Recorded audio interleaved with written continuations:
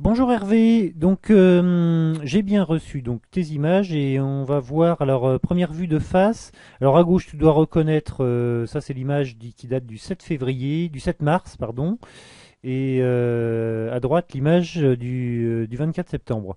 Alors on va voir qu'il y a des choses quand même dans ta prise d'élan qui sont améliorées dans le sens où au sommet de ta prise d'élan je trouve que tu transfères mieux le poids du corps et que globalement tu tournes mieux tes épaules et tes hanches. Donc là, tu es sur un équilibre bien à droite, alors que on voyait qu'ici la rotation n'était pas forcément complète, le poids du corps qui restait un petit peu à gauche. Et ça se traduit après dans ton action de retour par une meilleure reprise d'appui à gauche, hein. C'est-à-dire que tu vois la différence est assez nette. Au mois de mars, tu restais beaucoup trop en appui sur ta jambe droite. Et ici, on voit que au mois de septembre, tu transfères mieux le poids du corps. On voit dans la traversée que ton poids quand même finit nettement mieux sur la jambe gauche. Je pense que ça doit se traduire par quand même par un meilleur contact de balle. Alors deux profils maintenant, et donc toujours notre image du mois de mars à gauche et la plus récente à droite. Alors au niveau de ta posture, c'est vrai que je préfère, je trouve que c'est un petit peu plus dynamique à droite, on se sent sur un meilleur équilibre entre des gens un peu plus dynamiques, tu étais un petit peu plus assis il y a quelques temps. Alors on va voir là aussi des choses qui sont quand même assez radicalement différentes. Là maintenant tu montes ton club beaucoup plus à l'intérieur, tu vois, la tête de club qui vient un petit peu à l'intérieur, on en reparlera après, alors que précédemment, tu avais une prise d'élan qui était beaucoup plus verticale. Alors, on va voir au sommet de l'élan, donc une position déjà différente, hein, où ici, tu étais un petit peu en perte d'équilibre sur l'avant, ce qui expliquait une mauvaise rotation du corps, et une main qui était à ce moment-là trop près du trait.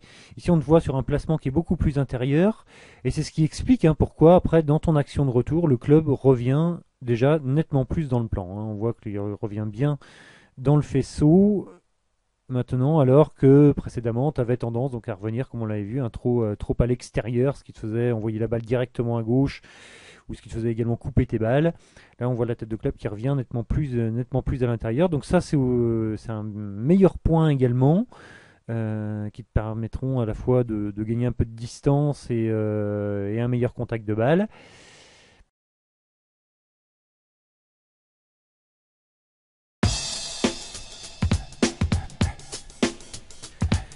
Donc, alors je vais te redonner un petit peu de travail maintenant. Alors même s'il y a des choses qui sont mieux, comme on l'a dit dans ton plan de swing et dans ton transfert de poids.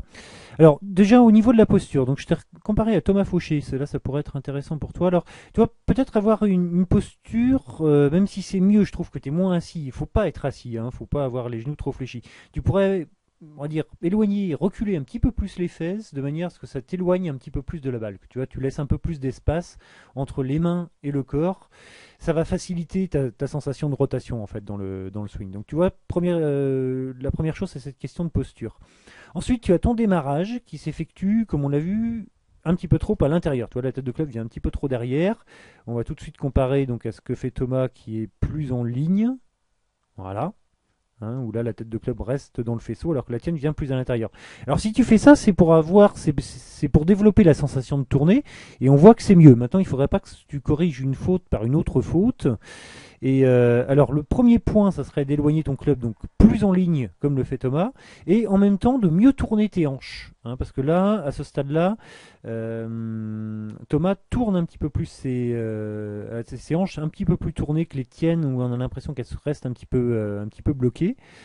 Et ça aussi, en tournant un petit peu plus tôt dans ta prise d'élan, tu arriveras à un meilleur placement en fait au sommet de ta prise d'élan. Tu vois, c'est assez net sur cette image-là. Bon, on voit Thomas sur un armement un petit peu plus en ligne, un petit peu plus vertical que le tien, qui est un petit peu trop à plat, même si ça t'a aidé. Et à ce moment-là, on voit les hanches de Thomas qui ont tourné un petit peu plus que les tiennes. Donc, à retenir donc, ce démarrage, tu peux aller rechercher un peu plus d'amplitude, un petit peu plus de largeur, en emmenant le club un petit peu moins rapidement par l'action des mains à l'intérieur. Et en faisant, disons ce que fait Thomas finalement, en éloignant sa tête de club vers l'arrière, bien amener la rotation du corps et la rotation des hanches également. On voit chez lui qu'il n'a pas emmené son club, il n'y a pas eu trop d'action de main finalement dans son démarrage. C'est bien l'ensemble bras, épaules et hanches qui démarre le mouvement. Alors que pour toi, on a l'impression que les mains prennent quand même un petit peu le dessous, ce qui nous donne en fait cette prise d'élan un petit peu trop intérieure. Et à ce stade-là, il faudrait que tes hanches soient déjà un petit peu plus tournées. Voilà, l'objectif après de ça, c'est que tu développes pas un type de swing où tu vas envoyer la balle trop directement à droite ou en hook, ce qui peut être le cas à partir de ce démarrage, et que tu améliores la sensation du pivot du corps en cherchant à tourner tes hanches un peu plus tôt dans la prise d'élan. Oui, j'espère que ces petits repères vont t'aider à poursuivre ton entraînement, mais en tout cas, on note de bons progrès. Je pense que tu dois le sentir dans ton jeu. À très bientôt.